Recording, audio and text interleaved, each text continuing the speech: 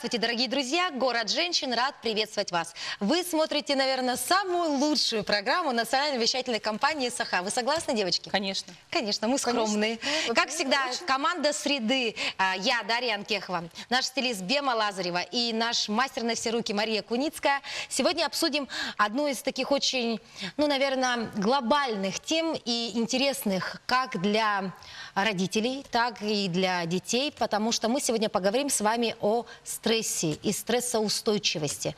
Вот, наверное, мы, взрослые, да, уже как бы с возрастом стараемся научить себя, да, реагировать как-то иначе на стрессовые ситуации, да. Подростки, к сожалению, с этим справляются намного хуже. Сталкивались ли вы с проблемами в подростковом возрасте? Было такое у вас? Да. Да. И я вообще была очень сложным, не стрессоустойчивым подростком. Да. Совершенно верно. Ты постоянно была в стрессах? Ну, и может со своей эмоциональностью, но поскольку я вот это помню, я поэтому стараюсь сейчас как бы со своими детьми быть по-другому немножко. Вести себя по-другому. Да. Бем, у тебя как прошел подростковый период? Вот это проблемы были этого возраста? Наверное, были, но мне кажется, не такие прям глобальные, но я была хорошим ребенком. Так это не значит, что ты была плохим ребенком, стрессоустойчивость. Нет, я не стрессоустойчивость, ну, я не знаю, может быть, у родителей стрессоустойчивость лучше была, чем у меня. Бем, ну вот у тебя бывает сейчас ситуация, когда ты прям вот что-то произошло, и все, у тебя все полетело, ты плачешь, все бросаешь, у тебя истерика. Да, Ну обязательно. вот, это и говорит, что ты не стрессоустойчивая. Вообще Вот, не девочки, стрессоустойчивая. в этом нужно разбираться со специалистами. И об этом мы поговорим сегодня на нашем эфире. Пора начинать.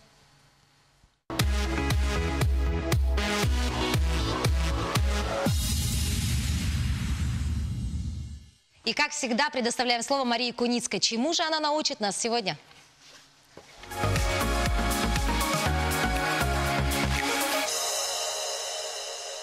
Ну, поскольку уже, так сказать, совсем жара, почти купаемся, пляжи полны пластиковых бутылок. Очищаем Собираем. пляжи. Сегодня мы опять будем использовать пластиковую бутылку. Мы будем делать, знаете что, такая необычная вещь, я ее, конечно, подглядела, но вот очень часто, опять же, если мы приучаем наших детей и сами себя к экологической грамотности, помним о том, что если мы куда-то уезжаем, допустим, на пикник или кто-то, желательно все-таки брать с собой посуду, которая не выбрасывается.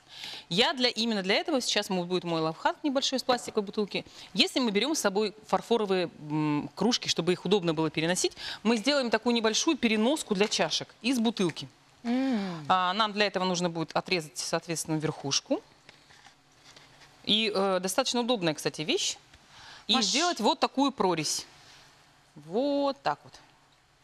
Интересно так. Кстати, с выбором вот именно фарфоровых Вот кружек на природу я столкнулась совсем недавно. Мы были в компании, где один человек сказал, что категорически нельзя наливать кипяток в пластик, либо в железные кружки. Железо, канцерогены выделяются. да, вот, совершенно верно. Вот эти стаканы, за ними надо правильно следить, чтобы не было вот этого примитивного запаха, да, окисления.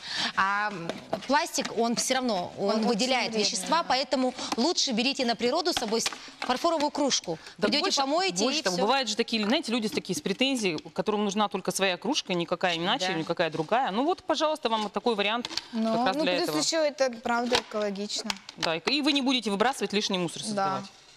Сейчас я... Не будете оставлять след. Да. Экослед. Черный след. Да. Карма будет чиста. Ну вот фактически эта переноска готова. Все, вот я отрезала. Теперь смотрите, что мы делаем. Ничего себе, несколько, да? Вау! Маша. Все, все. Вы кладете это, она не разобьется. В рюкзак. В рюкзак. Пожалуйста, у вас экономичное место и пространство. Даже вот так стоит, ничего не портится. Можно сполоснуть даже. Можно даже, если они у вас там запылились, вот так вот в озерцо. Сполоснули, слили, поставили. Все, все, переноска для чашек. Ну да, это же действительно просто и работает, да? Прям ты должна Машины советы, они все работающие. Да, и многие действенные. телезрители именно любят Машу за то, что она вот совершенно из простых подручных средств может сделать вот полезную, а Ну, главное, чистые пляжи не работающую вещь. забываем. Да. Чистый пляж. И вообще, кстати, я вот советую тоже, опять же, ну вот пластиковые бутылки вторичные, конечно, нет, но вот я все хочу как-то подготовиться к такому эфиру, когда можно стеклянные бутылки, вот их на самом деле можно много найти. Вы знаете, вот подается изумительный гранатовый сок. В овощных магазинах я очень люблю его покупать. Он бывает с добавлением сахара, бывает без добавления сахара. Вот эта бутылка немыслимо удобна для всяких родов походов. Ее можно декорировать, и вот в одном из эфиров следующих мы попытаемся ее задекорировать так, чтобы она была эффектная для появления на столе где-нибудь на пикниках, или там же даже в гостях, или где-нибудь даже для подарка. Вау. Потому что, во-первых, у нее постоянная крышка, ее можно прокипятить, закрутить снова. Это стекло, оно экологичное. Больше того, оно гигиенично, потому что вы его моете. И у него пролазит хорошо щеточка, то есть можно его действительно помыть, прокипятить. Ну, то есть стекло все-таки Ну что ж, ждем твои советы на следующем эфире, Да, Машенька. да. Ну а сейчас мы продолжаем наш эфир, и мы заговорили все-таки, девочки, о стрессе, да. И сейчас, когда пора экзаменов, да, ну у кого-то ОГЭ, ЕГЭ позади, кто-то готовится ко вступительным экзаменам, вот Та же именно в самая, эти самая моменты мы, родители, должны более пристальнее наблюдать за своим детем. Ну а как обратить внимание на то, что твой ребенок устал? Об этом сегодня мы поговорим с нашим гостем. Встречаем, знакомимся. Это консультант по ресурсному состоянию Антонина Анатольевна Федорова. Здравствуйте. Здравствуйте. Здравствуйте. Антонина Анатольевна, добро пожаловать в город женщин. У вас очень интересная специальность – консультант по ресурсному состоянию. Для многих телезрителей, наверное, сразу задается вопрос, что же такое ресурсное состояние? Да, что такое ресурсное состояние? Это состояние, когда у человека есть и мотивация, и силы для того, чтобы решать те задачи и цели, которые стоят перед ним, чтобы он мог это сделать. Вот То это и есть ресурсное состояние. это как рабочая батарейка, да? Да, да, да. Когда батарейка заряжена полностью. Полностью. Но мы все-таки живем в век такой достаточно сложный, И да? большой скорости еще, это Да, тоже немаловажно. темп жизни у нас сейчас сумасшедший, да, быстро и, конечно, бывают сбои. Да, да, да. Мы сейчас живем именно в такое время, когда время глобализации, время информационного взрыва. У нас информация удваивается каждые 2 года, а скоро будет удваиваться каждые 2 месяца. И для детей это, конечно, огромный стресс и перенапряжение, тем более они находятся под очень сильным давлением в плане того, что у них очень огромная нагрузка. Она намного больше, чем у взрослых, поэтому они находятся в постоянном стрессе, в постоянном напряжении, на них идет постоянное давление со стороны учебы, со стороны родителей. В наше время, чтобы быть конкурентоспособным, нужно владеть многими навыками, и поэтому не секрет, что родители нагружают и перегружают детей очень сильно. Согласны? Не замечая этого, да? Не замечая Зачастую. этого абсолютно. Получается, самый счастливый был Маугли. Хочется, да, хочется ведь ребенка отправить и на один кружок, и на другой кружок. Хочется еще, Да, чтобы да, он да, был да. отличником в Да, Причем классе. хочется это тебе, а не ребенку. Да, а хочется еще, чтобы он был звездой в школе, Да. а еще пошел и дома посуду-то перемыл, Да, а ведь это да. все-таки ребенок. И мы просто упускаем этот момент, порой не, знаете, целенаправленно, да, чтобы как-то доставить, конечно, да, вред своему ребенку, но случайно. Вот на что в первую очередь нужно обратить внимание Сигналы, да, родителям, да, именно. Да, ну какие сигналы? Да, сигналы. Во-первых, нужно обратить внимание на состояние ребенка. Нужно быть очень внимательным, да, какое у него психоэмоциональное состояние. Есть ли агрессия, есть ли раздражительность, может быть, какие-то эмоциональные качели, то радость, то гнев, злость, то есть вот разные же эмоции испытывают, да, вот на это нужно обязательно обратить внимание. То есть, если он днем смеется, вечером плачет, это уже что-то, звоночек, да, Нет, может быть? если днем смеется, вечером это нормально, Нормально. Да, но если такие качели, они ну вот в короткий промежуток промежуток времени. Вот сейчас она смеется, через 5 минут она плачет, да, ну то есть вот такие эмоциональные качели, это уже говорит о том, что нужно обратить очень серьезное внимание. А вот как вы считаете, вы все-таки специалист в этом деле, в такие моменты нужно прям разговаривать с ребенком или все-таки нужно продолжить немножко как-то наблюдать и обратиться к специалисту? Потому что ведь многие дети, подростки особенно, они закроются, если ты прям пристанешь к нему и скажешь, что с тобой, да, что Ну, ты конечно, делаешь. да. Вот это же тоже ошибка Да, детей. что делать, да. Вообще, какие вопросы надо задавать, чтобы он раскрылся? Так вообще, да? Ну, знаете ли, да, очень часто ребенок перед родителями, это зависит от того, какие вообще сложились отношения между родителями и ребенком, да. А так вообще нужно, конечно, обращаться к специалистам, но нет такого однозначного подхода, что я вот задала вопросы, он ответил, и проблема решилась, да. Это вообще должен быть очень комплексный подход. То есть все нужно смотреть в комплексе, да. То есть это и образ жизни, то есть ее режим питания, режим сна. Есть ли такие минуты, когда ребенок может полноценно отдохнуть, быть наедине с собой, какие-то приятные занятия, хобби, например, какое-то, да, которое не нагружает ребенка, а наоборот расслабляет. Да? Потом нужно очень четко следить за питанием, потому что стрессоустойчивость, она тоже очень сильно зависит от питания. Недостаток каких-то, ну, например, да, группы витамина В, это уже когда не хватает этих витаминов, а это витамины, которые антистрессовые. И они не вырабатываются организмом самим, поэтому это нужно обязательно восполнять. Извне, да? Извне. В каких да. продуктах это есть? Значит, только продуктами, к сожалению, сейчас это восполнить абсолютно невозможно. Да, То есть потому витамины что надо пить у нас, дополнительно? да, нужно Ну тогда надо еще обязательно- выбирать, какие витамины Да, усваиваются. нужно выбирать и, конечно, стараться выбирать натуральные витамины. Витамины, микроэлементы. То есть Ну, вот например, пи- тот же йод. Да, если нехватка йода, а мы живем в эндемичной зоне, она очень сильно отражается на умственных способностях ребенка. То есть не от того, что он лентяй и не хочет учиться, да. а от того, что ему элементарно не то ли хватает, например, йода. Родители раньше думали, йодомарином покорми ребенка, да, и он и спокойный будет, и Да, в школе и будет успевать. умненький. А у меня еще, знаете, какой вопрос по поводу глицина. Вот глициновая кислота очень ее часто рекламируют. Насколько она эффективна и курсами? Ну, вот? это вот глицин, это природное успокаивающее средство. Да, вообще вот нужно очень внимательно смотреть, если ребенок перевозбудимый, он плохо спит, да, значит, он не восстанавливается, ну, значит, надо смотреть, конечно, выбирать какие-то, ну, лучше, конечно, травяные натуральные настои, это будет Спасибо. полезнее. А Спасибо. вот следующий вопрос тогда. Как в домашних условиях возможно ли как-то диагностировать, да, или хотя бы как-то с помощью именно, возможно, каких-то тестирования обратить да, внимание? есть такие очень простые тесты, можно их вот На картинке, да, на показать? картинке Давайте показать, покажем. да, это простейшие тесты и такие фигуры, которые двигаются или нет. Этот тест разработал японский ученый Акиоши Китаока. У меня Вот ничего не смотрите, двигается. если ничего не двигается, то значит у вас усталость, но это вот такой очень простой тест. Ой, у меня все Усталости двигается. нет. У меня ничего не двигается. Если есть движение, следующую картинку Вообще всё можно стоит. А я вижу движение, я У тебя вижу. усталость, а у меня ничего. следующую картинку, да, и вот Двигается. такая серия картинок. Нет, тоже ничего не Если двигается. они двигаются, это говорит о том, что уже усталость есть. Вот, у меня Ой, а у всё меня не движение. Чем быстрее движется, значит, тем сильнее степень усталости. И чем чревата усталость, да, вообще... Ой, вот это двигается. Да, значит, это есть. И это не означает, что вот один у вас не движется, значит, он у вас не будет двигаться никогда. Да? Состояние, оно меняется.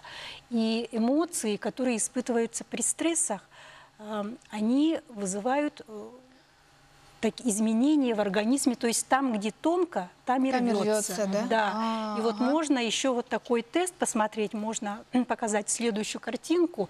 Это эмоции, которые наиболее часто испытывает человек. Да? Вот тут вот можно выбрать 3 эмоции, которые ребенок, ну, например, ну, поговорить, вот что, да, и посмотреть, вот выбрать 3 эмоции. Это эмоции на самом деле деструктивные, нехорошие, да, но мы же их в стрессе испытываем. И оказывается, это уже доказано, имеет очень большое научное обоснование, что эмоции, наши вот, психология, она приводит к проблемам со здоровьем. Да, и вот можно следующий слайд посмотреть. Да, Это там- психосоматические да, заболевания, это психосоматика. На самом деле все почти что является психосоматикой. То есть стресс Ой, на вот самом- это, то есть это соответствие цветов, да? не цветов, а соответствие эмоций. Эмоции. Эмоции. Каждая эмоция, она отражается, то есть мозг, эмоция подает сигнал мозг, а мозг подает сигнал телу, именно в какой-то орган. И это все взаимосвязано. Все, это есть же вот очень это просто, очень да? То есть интересно. ребенок выбирает 3 карточки, да? Да. И мы, соответственно, по этим карточкам можем Определяем понять. его слабые его места. самые да. слабые места, да? Ну и кроме этого мы владеем еще тестированием, то есть уже более глубокое, насколько это подтверждается. А так вот по моему опыту это от 90% и выше. Как интересно, Психосоматика оказывается, работает. нервность, избегаю конфликтов, это тоже нервная Да, конечно.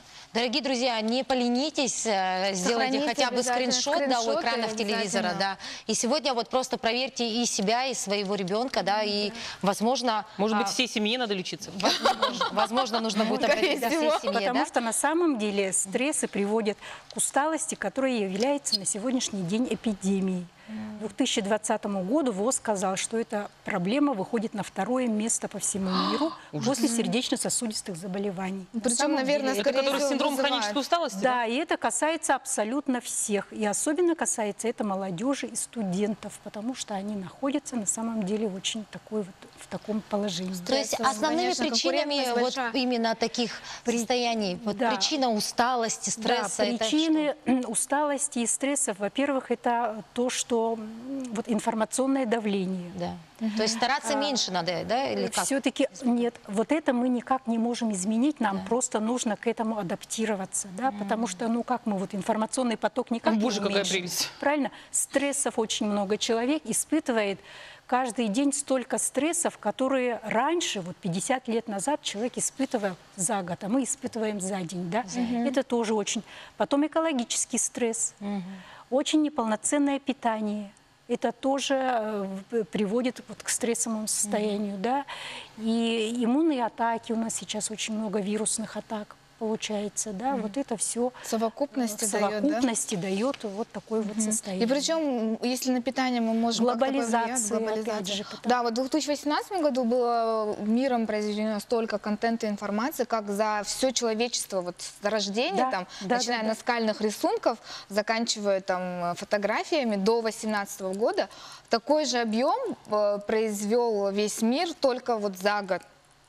Это, Ужас, конечно, ужасно. Представляете, да, это вот сейчас вот такое сложное время, поэтому нам нужно просто вот, нужен комплексный подход. Комплексный подход. А, Антонина Анатольевна, а если вот в целях профилактики, как разгрузить своего ребенка? Вот, допустим, если ты знаешь, что на носу у него экзамены, к примеру, да, либо он уже неудачно сдал другие экзамены, он переживает, он Переживает за следующий. страдает, да, вот как мы, родители, можем его просто разгрузить? Оставить его наедине, сказать там, выспись целый день, да, или вот, может быть, ну, какие-то Ну, моменты? есть очень много разных техник, да. Ну, на самом деле, например, очень простейшая техника такая, да, могу поделиться. Пусть ребенок запишет те вещи, которые доставляют ему радость. Ну, 50 различных Радостных вещей, да? радостных вещей, которые ему поднимают настроение, да, может быть какая-то покупка или, значит, может быть поход в кино, или сходить в кафе, или там купить какую-то безделушку, или еще что-то, да, и вот он записывает, и каждый день это ваша программа в ресурсного состояния ежедневного, то есть каждый день делать одно из этих вот замечательных. То есть порадовать ребенка Порадовать хотя бы одним ребенка пунктом. теми вещами, которые он сам реально хочет. Не то, что вот родители хотят его чем-то порадовать, а ему это вообще, может быть, и не надо, да, а то, что сам он хочет, ребенок. И те занятия, вот постараться найти то занятие, которое ребенка вдохновляет, расслабляет. Может быть, общение с друзьями, да, может быть, там у девочки вязание там, или вышивание, ну, рисование, да, или прогулки какие-то. То есть вот найти такие моменты, да. Но кроме этого есть, конечно, еще и много других техник. Занятия спортом. Причем спорт не в нагрузку, чтобы Да. вот на износ, а чтобы было Любительский. приятно, чтобы было приятно, да, вот такие вот Плавание, вещи. Да, наверное, да? плавание, например, да. Футбол, Значит, Прогулки. прогулки на велосипедах и так далее, пешие походы, может быть, даже с родителями вместе, да, но что-то вот найти такое, что совместный досуг, чтобы было ребенку приятно, да. Вот, хорошо. То есть профилактику мы проводим, да, обращаем внимание, используя, возможно, какие-то тестирования, разговариваем с ребенком. Но если вдруг все это не помогает, да, и ну никак не Обращаться к специалисту. сразу прямиком. Обращаться к А специалисту. как ребенка-то туда отвести? Вот самое главное, когда Да. ему 15, 16, 18, 19 лет, его ж туда никак не Его за стол тащат. поужинать Как не затащишь. замотивировать-то его? Если очень серьезная ситуация, но здесь вот, я не знаю, ну просто разговаривать. Они же все равно вот на самом деле, если ему 15-16 лет, он все понимает, с ним можно, если по-хорошему поговорить, как с равным, не так вот свысока вот. Если посмотреть на родителей, вот даже просто вот если осознанно, как мы разговариваем со своим ребенком, каким тоном, какие замечания, да. Если бы с нами наш начальник или наши коллеги обращались так же, делали такие бы замечания, опять посуду не помыл, опять у тебя там, вот если бы каждый день вот столько всего, ну, конечно, может быть, какое состояние мы сами бы вошли, да, вот просто нужен осознанный подход, чтобы найти общий язык со своим ребенком, я так думаю. То есть перестать, да, немножечко так давить на ребенка, да, и разговаривать с высоты. Все-таки они на равных, полноценные, да, члены семьи. И быть... Замечательная беседа, вы говорите, мы сами вот открываю, вижу себя в разговорах с своими детьми иногда. Все свои ошибки видишь, да? Да, не то чтобы все свои, я понимаю, что иногда я позволяю себе как бы так делать, и, наверное, это очень плохо. Но мы в семье все равно начальники. А вот скажите, все-таки, если раньше, да, обращение вот к психологам, консультантам, да, это было что-то такое диковинное, да, ну, просто даже менталитет, возможно, да, у нас не был расположен. Если, допустим, взять там... ту же самую Америку, Запад, да, там это нормально. Прийти, допустим, плохо себя почувствовал, пришел, побеседовал с психологом, поделился. У них есть личные психологи, семейные. Да, семейные психологи практикуются, да. У нас сейчас как обстоит обстановка с этим? Вот у вас очень интересная, да, профессия. А насколько она востребована? Люди-то идут к вам сейчас? Или все-таки этот барьер еще нужно перейти? Она востребована, потому что, ну, с кем ни поговори, у всех, ну, практически 80% жалуются на стрессы, на усталость. Я как выжатый лимон, я там устала как собака и так далее. То есть вообще отклик есть хороший, да, обращаться к специалистам надо.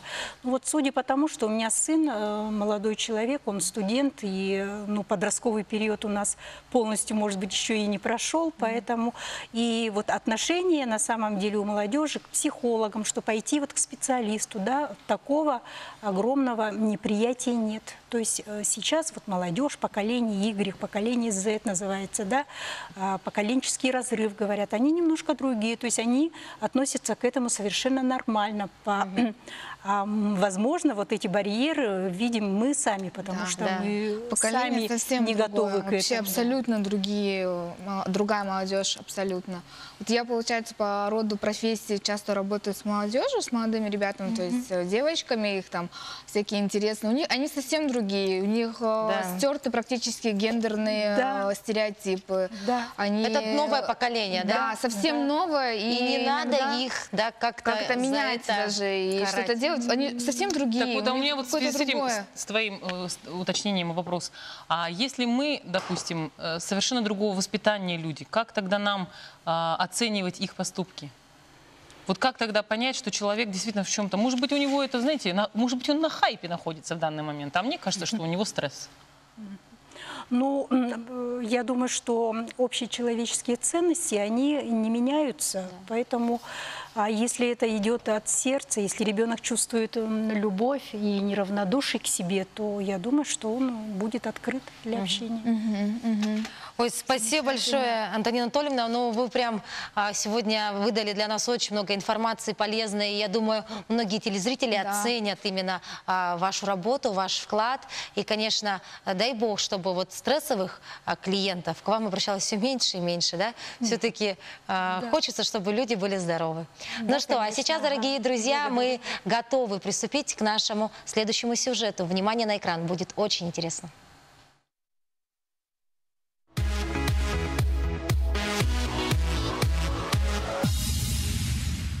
Мы расскажем вам о тех самых красивых местах нашей планеты, в которых вам обязательно стоит побывать и увидеть их своими глазами. Открывают наш список водоемы на горе Каилин, которые иначе называют бассейнами фей. Лучше всего посещать их в слегка облачный день, после небольшого дождя. Уровень воды будет больше обычного, поток не будет столь бурным, а благодаря облачности все краски и оттенки скал и воды будут лучше видны. Отправляясь на остров Скай, будьте готовы увидеть неповторимые природные ландшафты, древние исторические постройки и волшебные леса с прозрачными водоемами. Наш список продолжает пещеры Вайтома.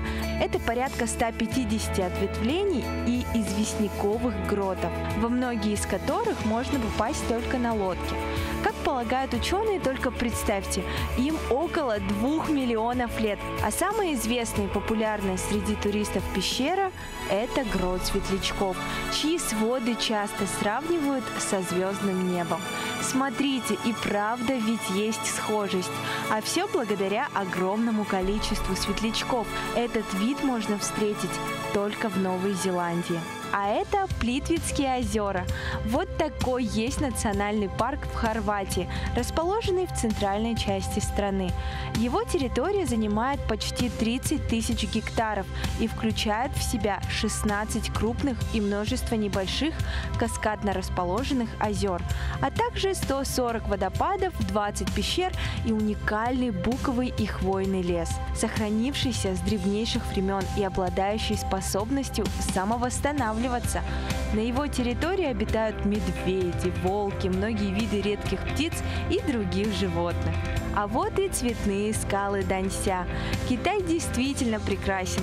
Только здесь вы можете увидеть красочные горные образования, состоящие из красных песчаников. Это место становится все популярнее и популярнее, поэтому сейчас есть необходимая инфраструктура, чтобы все желающие могли исследовать удивительные цветные скалы. В столице Португалии, Лиссабоне, вы сможете увидеть мост, глядя на который сложно поверить, что он создан руками человека.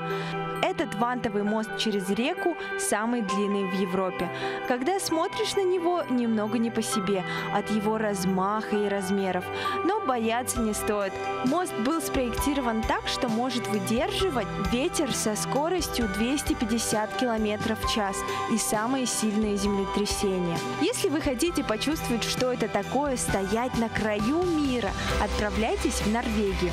Язык тролля ждет вас. Этот выступ – отколовшийся кусок скалы, застывший в горизонтальном положении.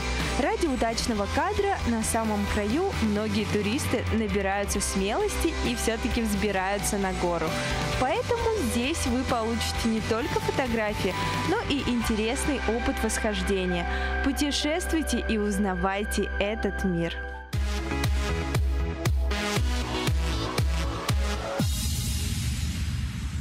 Итак, мы продолжаем наш эфир. Конечно, мы вот прям любим говорить, да, про иконы стиля, да, вот замечательная рубрика, когда, ну, бывает мало времени, да, прочитать книгу там или найти в средствах там массовой информации какую-то статью, а тут сюжет посмотрела и знаешь, да, вот сегодня мы узнали многое там Софи Лорен, да, до этого мы разговаривали про Коко Шанель.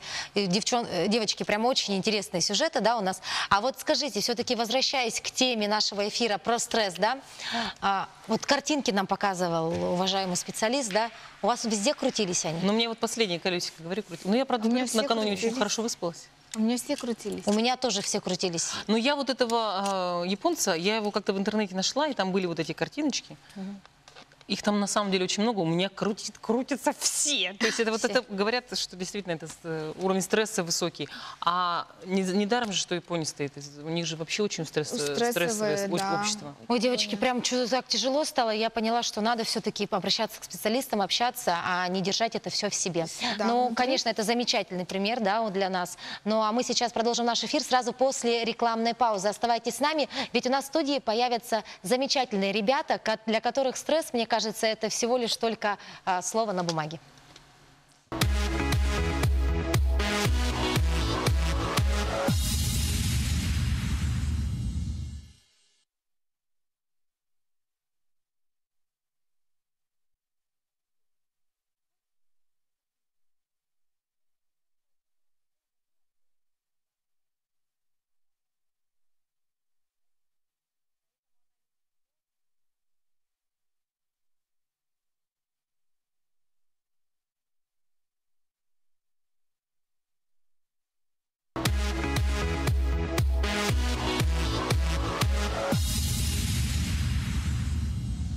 Мы продолжаем наш эфир. И сегодня мы говорим про стрессовые ситуации, про усталость. И, конечно, сразу мы обращаем внимание именно в свой взор на наших детей. Вспоминаем свой подростковый период, студенческие годы. Ведь тогда этот стресс был прям очень активный. Да? Я помню, когда я сдавала экзамены, тогда еще ЕГУ, я просто сходила с ума. Я зубрила, я читала, я листала. Я, вот, кстати говоря, практически не ела, как, о чем говорил Да, наш аппетит у них специалист. Да? понижается. И не хотелось ничего, только книжки, бумажки и так далее. А вот помните ли вы свои студенческие годы? Была ли ты, Бема, такой активной студенткой, или ты вот вся сидела в бумажках и в стрессе? Ой, наверное, скорее всего, я была активной студенткой, и из-за этого потом сидела над бумажками во время сессии. Все понятно. А ты, Маша? Нет, я была активна. Но у меня вуз, понимаете, художественно, так сказать, дизайнерский вуз, они всегда очень сложные. Да, потому что очень у много нас очень много рисовать, очень много чертежей. И не совсем нам только за бумажками приходится сидеть. Очень много нужно делать активной графической работы. И это очень тяжело. Очень тяжело. Ну, а сегодня в студию мы пригласили студентов-активистов. Это Анастасия Прохорова и Анна Никифорова. Эти девочки являются участницами поисковой группы именно 177 стрелковой дивизии города Боровичи. Девочки, здравствуйте. Здравствуйте. Кто из вас Настенька? Я. Настя. Настя на диванчике, Анна рядом с нами. Добро пожаловать в город женщин, девочки. Здравствуйте. Здравствуйте. Девочки, ну у вас, расскажите немножечко о себе. Где вы учитесь и кем вы станете в будущем? Я учусь в Якутском педагогическом колледже, учусь на педагога дополнительного образования. Это организаторы детских движений и кружков. Ой, это классно. Вау. Это замечательно. Антистресс профессия. Да, антистресс, я только хотела сказать. Ну, не для вас только. Ну да. А Настя? Я учусь в Северо-Восточном федеральном университете имени Максима Кировича Амосова, Институт математики и информатики, учитель математики. Нифига себе. То есть у нас здесь будет учитель доп. Образования, учитель математики. То есть вы выбрали все-таки профессию учителя. Да. Но у вас есть такое, знаете, дополнительное, не то чтобы увлечение, да, а вот... Даже хобби не И назовешь, хобби да? не назовешь, да? Какая-то миссия, Миссия, да, видимо, совершенно все-таки. Вы у нас являетесь участниками поисковой группы, да? Вот расскажите, что за поисковая группа такая? И принимаете ли вы в ней участие впервые, или это все-таки у вас уже ежегодные выезды? Но мы поехали первый раз с Аней в составе якутской группы именно в Новгородскую область. Собирались 4 направления: Волгоград, Тверь, Новгород и Крым. И мы попали в новгородскую группу. Мы попали туда в апреле 2018 года, и после этого как-то совсем стали фанатиками этого дела. У меня в апреле этого года был уже 3-й выезд. 3 раза? 3 раза. Практически За год. один месяц? За год? Нет, за за год. И получается, вот собираемся ехать 4-й раз в 4-й августе. Вы там как Это в полевых условиях, да, живете? Да. 3 недели лесу. жить в лесу, в палатке военной. И как бы, ну, рабочий день такой: 8 утра подъем на работу. Это внеучебное время, да? В августе месяце? Это вот в августе это нам повезло, а так мы обычно в учебное время И выезжаем. потом догонять приходится? Весной, в мае. Да, мы с учебой договариваемся, чтобы нас отпустили. С той стороны приходит приказ с просьбой освободить нас от учебных занятий. Директор идет навстречу, отпускает нас. Мы договариваемся с преподавателями, сдаем все долги и улетаем. Какие молодцы. Ой, девочки, молодцы, то есть вы успеваете везде. А вот откуда возникла вдруг идея именно, да, знаете, сейчас все-таки уже многие вообще забывают о подвигах, да, наших предков, а вы вот вдруг не просто помните, так вы еще и, между прочим, за свой счет, да, если я не ошибаюсь, ездите на раскопки, да, и находите останки погибших солдатов. Вот кто вам это показал, возможно, пример? Может быть, вы где-то прочли? Откуда у вас такое вот желание появилось именно? Раньше о поисковых группах мы вообще ничего не знали. И в прошлом году, в 2018 году, мы узнали об этом в первый раз. И примером для нас послужил наш руководитель. Его зовут Тимур Расимович. И получается, благодаря ему мы узнали, что такое поисковое движение, каково быть поисковиком. Нас это зацепило, и мы решили в дальнейшем заниматься этим. И хотим в будущем организовать свое поисковое движение.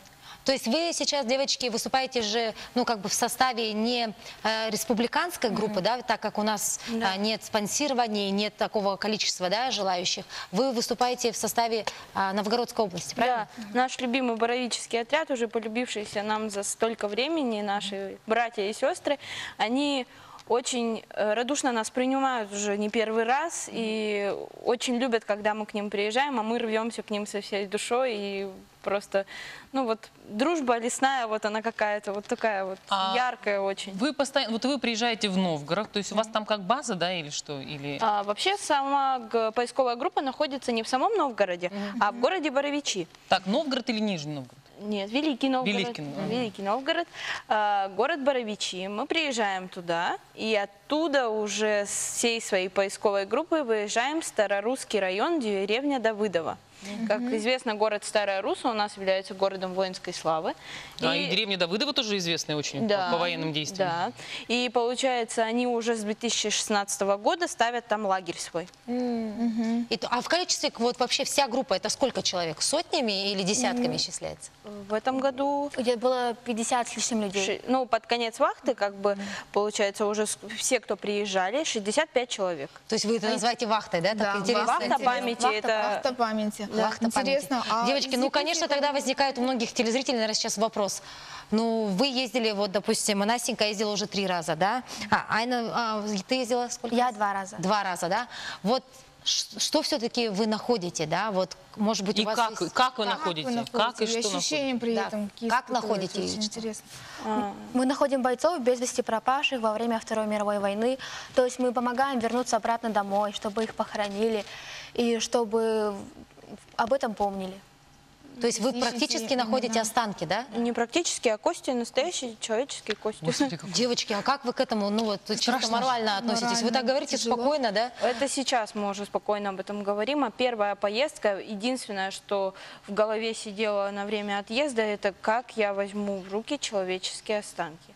Но когда ты находишь первый раз, вот это то, что ты искал, и эмоции, они перекрывают все, и ты не думаешь вот действительно о том, что это когда-то принадлежало живому человеку. А можно вот еще, допустим, такой вопрос по поводу освидетельствования этих останков? То есть это же нужно еще доказать, что это не немецкий солдат, допустим, или наш солдат. Это же была мясорубка, все прекрасно знают. Как документы часто оставляли? Если шли, допустим, в атаку, люди оставляли документы, я знаю. Чтобы... Разведгруппы? Да, разведгруппы оставляли документы. Если вы находите, что по номерам, как вы определяете, кто это? Когда мы находим бойцов, у них есть свои личные вещи при них. Обычно это бывает медальон. Медальоны. И Но это очень редко. это очень редко. Потому что солдаты были очень суеверными людьми. Да. И им казалось, если они возьмут смертный медальон с собой на бой, то они обязательно погибнут. И поэтому, скорее всего, они его либо просто оставляли, либо выбрасывали. Вот я тоже вот эти все истории слышала. Девочки, вы так говорите, да, об этом, как будто бы у вас такой многолетний опыт за плечами, да, историки сидят у нас как будто, да, которые вот ведут какие-то летописи, да, про это. Девочки, а вот кого-то из наших земляков, из Якутии, был ли у вас вот такой случай, что вы находили, возможно, Или ваша вещи, группа находила? да, якутского солдата? В этом году очень повезло нашему дружественному отряду именно из города Старая Русса. Они стоят от нас в 10 километрах. И они нашли, как, может быть, вы все слышали, бойца из Сунтарского района. Вот я вот эту историю видела. В то, что я тебе 9 рассказывала мая дальше. было, как бы... 7 мая было захоронение. официальное захоронение. захоронение. Ой, И мне аж мурашки За ним приехали родственники. Вау. Девочки, вы прям молодцы. Но сегодня в студию вы принесли Артефакты такие, какие-то, да, исторические, да, моменты. Можно, девочки, пройдемте со мной вместе, расскажете, что это такое, да? Ну, прям здесь пахнет, да, историей, стариной. И, конечно, дотрагиваться до этого, наверное, даже не отважится каждый. Но, девочки, расскажите, вот откуда вы это привезли и что это такое? Эти артефакты были найдены вообще всеми группами, в основном, по-моему, волгоградской группой. То, что хранится сейчас в музее. Как бы мы вообще не стараемся привозить какие-то личные вещи, такие вещи с места боя, потому что все равно это несет какую-то свою энергетику. Конечно. Как бы, не хотим. Но это, например, вот немецкая каска немецкого У него офицера. пулевое отверстие или какое-то крепление? Нет, это крепление. Это уже как коррозия, поэтому в земле же все это То есть лежит. вот он, немецкий, Да, немецкая каска, да? Да. Это саперная лопата, наша советская. Таких очень много в лесу можно найти Вот на такие, да? поисках, да. Но, например, для поисковика это, естественно, тот момент, что если вы нашли какую-то личную вещь, саперную лопату, каску, ботинок, значит, где-то рядом может быть боец. Это для нас как звоночек. Вы не поверите, здесь даже этот черенок сохранился, дерево. Девочки, а вот основные раскопки происходят на открытой местности или чаще больше лесопарковой? Ну, такой лесистой зоны? В Новгородской области там болотистая местность. Лес. Болотистая. Очень. Болото, да? 10 метров, вот, например, мы можем стоять на расстоянии 10 метров друг от друга, и мы уже друг друга не увидим и даже не услышим. А вот с точки зрения исторических реалий, местность сильно поменялась? Говорят же, допустим, я была на Курской дуге, и вот видела, где вот эти танковые сражения, то есть это я видела, у меня там погиб дедушка. Ну, двоюродный. И я специально ездила позже посмотреть. То есть ландшафт насколько поменялся? Там поменялся ландшафт, потому что вот эти вот бугры все, Курской дуги, они все, рвы, все сохранилось, просто заросшее, все это есть. Очень много окопов, очень много воронок, очень много вот именно оборонительных линий, например, советская оборонительная линия и немецкая оборонительная линия. Кстати, между прочим, наш лагерь в Давыдово стоит между этими двумя оборонными линиями. А расстояние между ними какое? Ой, да там, наверное, метров 200-300 где-то так. Ну это мало, девочки. Да. А вот здесь что, девочки, расскажите еще, очень интересно. Это масленка, в ней масло, да, это тоже немецкий ключ. А это уже гаечный. Ключ, да, гаечный. А это именно принадлежащий нашим офицерам, это циркуль. Циркуль? Да. Да вы что? Посмотрите, девочки. Это значит, где-то планшет был какой-нибудь? Ну, скорее всего, вот это он С и картой или с каким-нибудь? Вот это, наверное, есть. Смотрите, девочки. Да, да. Полевой, да? И вот это тоже, да, что-то, остатки? Это похоже на... Котелок? Нет, Кожа, да, или это что это? кожа. А, это, скорее кожаная. всего, Планшет может как быть, раз. от сумки, если это принадлежало блокнот. офицеру. Как интересно, а это что? Это расческа. Гребень, девочки, Да. посмотрите. В этот раз мы тоже отдали в музей. У нас вот точно такая же расческа, Куда только она в полном сохранении. Настя, а вот скажите, какое количество времени проходит после находки и освидетельствования, ну, то есть определения находок? Много времени проходит обычно? Ну, если, например, если говорить про медальон, например, Да. то есть там же бумага, и там все написано. Бывают прям сразу читаемые медальоны, можно прочитать прямо находясь в лагере. А бывает, что проходит просто экспертиза. Но это буквально в течение максимум 2 недели экспертиза. Девочки, а вот скажите, Анна, а вот как к этому относятся ваши вот родители, да? Все-таки это вроде и благое дело, да, за это можно гордиться, но в то же время отправлять девочку раскапывать останки солдат, да, но это как Далеко минимум куда-то. не каждая мама отпустит, ведь это все равно, Да, всё равно это морально, какое-то, это да. тяжело, это тяжело. У мамы стресс. Да, у мамы стресс, и у вас стресс, наверное. Они этого не понимают, им сложно это принять. В первое время они меня отговаривали. Когда я маме в первый раз сказала, что я еду, она сказала: ты никуда не поедешь. Но я все равно собрала вещи и поехала. Она была очень против. Как у Насти? Ой, я хочу сказать, в принципе, именно результат понимания моих родителей это и есть раскопки. То есть они они запрещают, но они меня очень Понимают. поддерживают. Это очень хорошо. Да. Девочки, спасибо вам большое, что рассказали нам вот о своем Интересная таком, да, беседа своей такой деятельности. Фактически подвиг. Подвиг, Ну, девочки, дело- спасибо. Дело в том, что нельзя считать поисковика каким-то героем или то, что он какой-то особенный, то, что вот он поисковик, он продолжает, сохраняет историю. Нет, это все так же обычный простой человек, и не патриот с большой буквы, а просто простой человек, и он просто помнит историю своей страны и помогает, Ее сохранить. да, и людям, которые... Молодцы, девочки, спасибо большое. Ну а сейчас мы прерываемся на короткую рекламную паузу.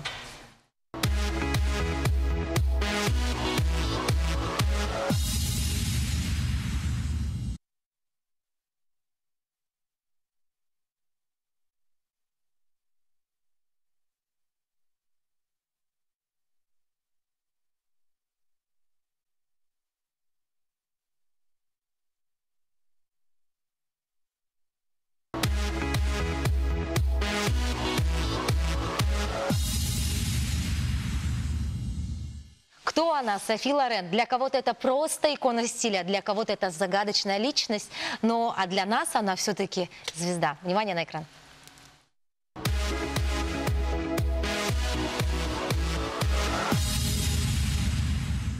Роскошная, красивая, статная Софи Лорен. Ее имя известно многим. Она талантливая актриса, которая просто сражает своей выразительной внешностью, а ее образ и стиль копируют модницы и по сей день. Вместе со своим мужем и кинопродюсером Карло Понти они прожили, только представьте, почти 50 лет. Благодаря супругу ей удалось завоевать всемирную известность, а также он сумел повлиять на ее образ и стиль. Софи Лорен умела привлечь к себе внимание. Неудивительно, что ее наряды в свое время копировали не только европейские, но и советские женщины, которые и сделали из актрисы настоящую икону стиля. Она обожала подчеркивать глаза стрелками, а если говорить о прическе, то это однозначно были объемные укладки. Также Софи Лорен отдавала предпочтение широкополым шляпам и стянутым на поясе платьям с расклешенной юбкой, которые смело можно назвать любимыми нарядами актрисы. Софи Лорен всегда старалась следить за модой и выбирала только трендовые вещи. В 70-е годы ее фаворитом были широкие брюки, обтягивающие яркие топы и очки на пол лица. Нестандартная внешность в общепринятом понимании публики выделяли ее среди всех, а сочетание невероятного обаяния, женственности, сексуальности, вулканического темперамента и сильной воли позволили ей добиться многих высот. С возрастом Софи Лорен стала выбирать наряды классических цветов. Правда, при этом она никогда не забывает про любимые бриллианты и золотые колье. От вырезов на груди звезда тоже решила не отказываться. Стиль Софи Лорен, безусловно, для многих женщин стал образцом для подражания. Но в желании походить на уже известных кинодив не стоит забывать о своей индивидуальности. Как бы не были прекрасны звезды, но в каждой из нас есть своя звезда, которую надо просто зажечь и дать возможность ей раскрыться. Следуйте моде, но не забывайте при этом о личных предпочтениях. Берите пример с удивительной Софи Лорен.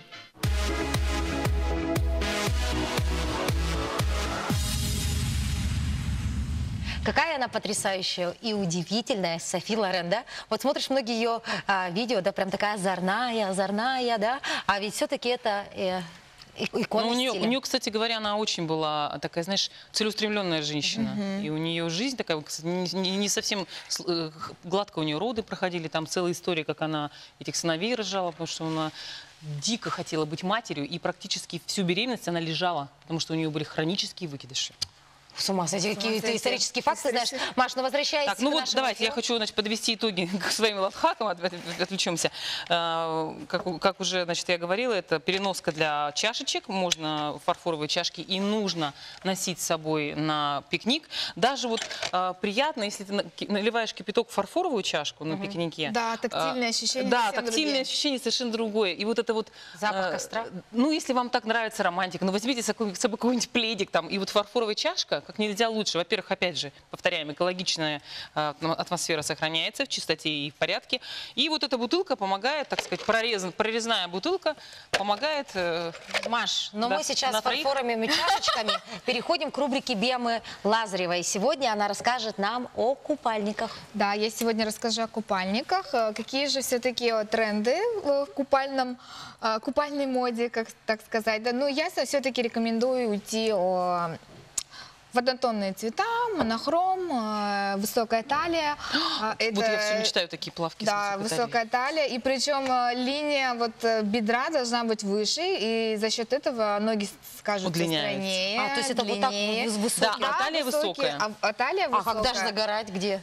Живот что ли Куда загорает? тебе еще загорать? И так как Нет, ну для загара. Еще, пожалуйста, не забывайте то, что обязательно, то есть все виды городских пляжей, вернее, даже городских бассейнов, обязательно должны быть выходы в закрытых купальниках.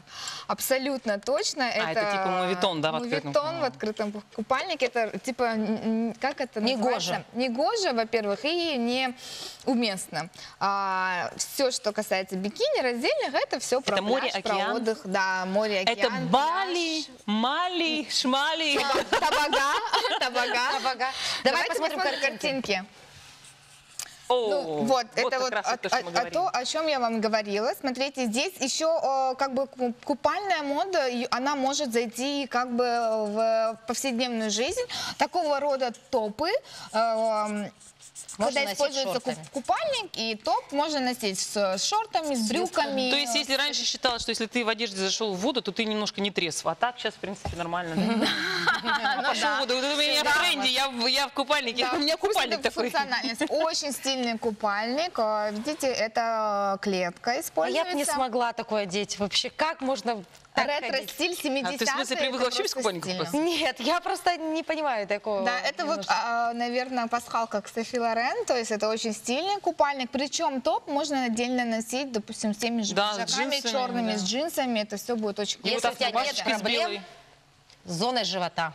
Поехали дальше. Для тех, у кого есть проблемы с жженой живота, есть вот такой купальник. какой красивый Боди. цвет. Невероятно красивый цвет, никаких лишних страз, Какой там цвет, всяких боже. непонятных рисунков. То есть это Так у только нее нет чисто проблем же с зоной живота. Так она, извини меня, руки вытянула, в позу встала, конечно, да, там то ничего не есть видно. проблемы с животом — это все вы. Нужно принять себя такой, какая есть, улучшать одеть свой... купальник. И носить купальник, да. То есть это будет все круто. Что касается купальников, нужно... Закрытые купальники сейчас имеют очень невероятные формы. И можно сделать, допустим, закрыть живот, допустим, да, переднюю часть, и сделать акцент на спине.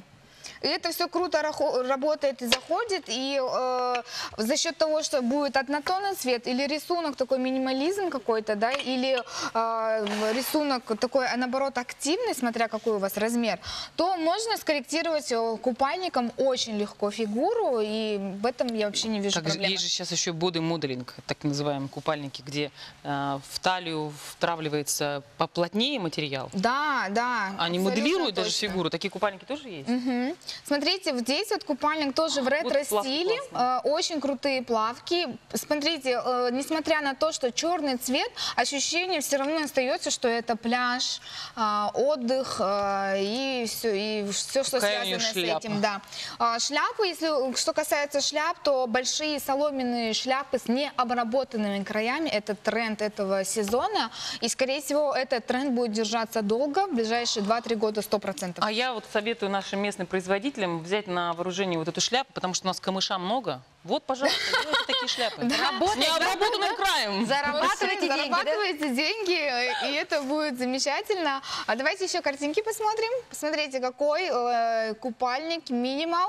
Лаконичный, Боже, какие красивые невероятно моделирует фигуру за счет того, что четкие линии и цвета контрастные идут. То есть для тех, то, что мы обсуждали в одной из передач, то есть типы фигуры и моделирование, это все прям про это. То есть визуально, допустим, если девушка у нас, допустим, груша, то... Но эта девушка не груша. Ну, это не груша. Это девушка-прямоугольник. Давайте начнем с этого. Больше того, еще у нее рост около 180. Да, то есть такими вещами очень легко можно как бы фигуру моделировать, и все хорошо. Давайте еще Купальник посмотрим, что же у нас есть еще. Для меня прям обязательно, если у вас закрытый купальник, желательно, чтобы линии хорошо прям пересекались, и все плотно держало, чтобы у вас не было всяких экстремальных казусов, что и Гуляет ветер. напряжение. А это когда резко ныряешь в воду, а купальник остается внизу. на поверхности воды. На поверхности воды, да. То есть купальник должен быть в обтяг. Да, именно поэтому. Очень часто у мужчин такое бывает. Именно поэтому в городских бассейнах нужно носить закрытые купальники, потому что в открытых у вас может случиться такой комфорт. У меня прошлым летом такое было. Если Баш, поэтому ты так остро реагируешь на такие картинки. Следующий можно? Следующее, что у нас еще осталось? Давайте посмотрим. Тоже я подобрала на самом деле купальники минимальным количеством цветов, потому что цветной купальник... Это очень сложно, во-первых. Во-вторых, его нужно обязательно мерить. И главный критерий для покупки купальника – это как сидит грудь. Вот. То есть купальник не Моя должен беда. сплющивать, не должен давать лишний объем, показывать там излишнюю сексуальность, например, да. Он должен быть максимально комфортный, ткань должна быть такая, чтобы быстро высыхала, чтобы, ну, допустим, не было такого, вы выходите, допустим, в белом, допустим, купальном костюме, а вы вышли вас из воды, всё а вот видно. здесь вот, допустим, у вас не высохло еще до сих пор, и там бежевые такие пятна от поролона видно, да? То есть Ой, вот от такие... поролона. Я думала, ты что другое скажешь. Я тоже Приготовилась к другой фразе. И последняя картинка, вау, смотрите, это называется бандо, то есть и верхняя часть бандо, бретельки там есть, но если грудь позволяет, то есть если она не тяжелая, не объемная большая грудь, то есть если обычная средняя, там как, тогда можно как бы убрать бретельки. А так они есть с бретельками для это 100% пляжный купальник до тебя. для загара. Ой, как здорово, да? Вот Пляж. хорошо бы иметь форму не груши, не яблока, а Прямоугольник хотя бы? прямоугольника. Рост Нет, 180. песочные часы. Мы все стремимся к песочным часам. Песочные да, часы, выбрать себе хороший купальник, взять чашечку кофе, да, и провести замечательно летний вечер На берегу где-нибудь Лены в Табаге. на берегу Лены. Еланка, давайте берем лучше. Ну хорошо, ну мы что? говорим о том, что можно было прям в пятницу поехать. и там Ну да, отдохнуть. абсолютно. Хорошего Дорогие всем друзья, мы отдыха. желаем вам хорошего времяпрепровождения и, конечно, лето в самом разгаре. Уделяйте себе время. Не Пока. стрессуйте. Пока.